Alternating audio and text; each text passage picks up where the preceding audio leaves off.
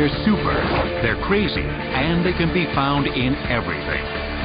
From carpet to computers, books to boats, sneakers to the space shuttle. They're essential to mail bonding, reef repair, and cut control. Without them, our material goods would simply fall apart. Now, the stuck-up, tacky world of glue on Modern Marvels.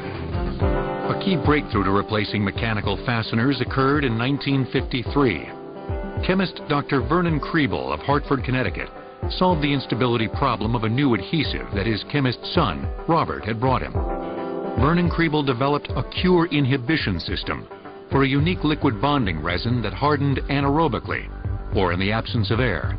As long as it's in contact with air, it remains a liquid. You put it onto a nut and bolt or onto a bearing or any shaft-mounted part, and what it does is it wicks its way between the threads. As soon as it's in the contact of metal and there's no oxygen for it to remain stable, it hardens to essentially a tough plastic. The product, Loctite, solved the problem of loose nuts and bolts in machines and appliances, and is still the cornerstone of the company's adhesives business. Loctite products can be found in many of the cars on the road.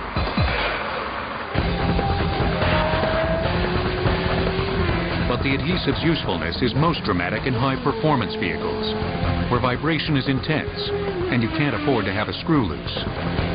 The Daytona 500, virtually every one of those cars is held together, the threaded parts especially, are held together with Loctite thread lockers. In the 60s, part of racing was cleaning the track up, and they would literally go around the track and with a sweeper and clean up nuts and bolts that may have come off during the race. If you look at Formula One or NASCAR, these adhesives widely used are gasketing silicones, thread lockers, retaining compounds.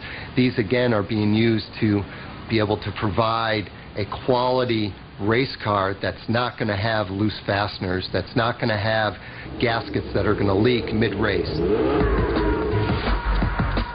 Similar considerations are just as crucial on streets and highways.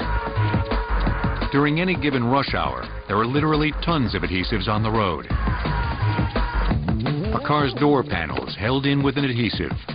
The seats foam laminated to their coverings. The dashboard components, multiple layers with adhesive laminates. The headliner, a vacuum-formed laminated material. The rear view mirrors held on with an adhesive. Air filters, rubber trim, and gasketing contain glues. And of course, there are adhesives in the computers that increasingly run the automobile. Headlights and taillights, adhesively sealed to keep water out. Pinstriping and side molding, held on with high-performance pressure-sensitive adhesives. Even the tires are layers of adhesively bonded materials. But once you leave land and get out on the water, the demands on glues increase. You see saltwater environments, and you've got to be able to provide an adhesive that can fill a large gap, provide structural integrity, and provide a very rigid assembly that can take impact.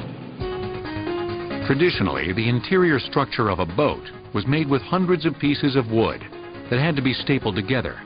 With the help of adhesives, that process has been replaced by a composite construction into leaner, cheaper, tougher tools that continue to speed up our lives.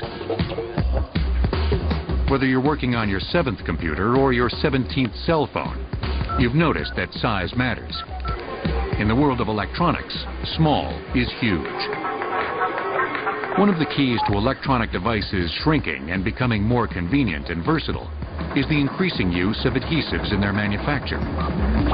Adhesives replace cumbersome mechanical fasteners, encapsulate and protect ever-shrinking and more fragile connections, and dissipate heat on crowded circuit boards. If you looked at the original cell phones, you look at the cell phones that we have today, one of the reasons they've gotten so small is because of adhesives. All the components that are on a circuit board that used to be mechanically held in place are now bonded with high-tech adhesives. Computers, they're getting faster and they're getting more intuitive for the end users to work with. The customers are expecting adhesives to bond a variety of materials going from plastics, rubbers, and metals, and they're easier to use, faster curing, and can save the customer time as far as their assembly process. Saving assembly time means saving manufacturers money.